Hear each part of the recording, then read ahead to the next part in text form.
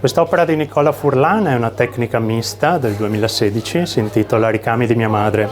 Come sempre l'artista ci regala con le sue opere un ricordo, un momento del suo passato, un'emozione.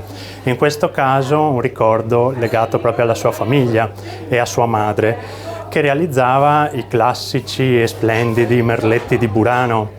Poi però, andando avanti nel tempo, con l'età, ha smesso di ricamare.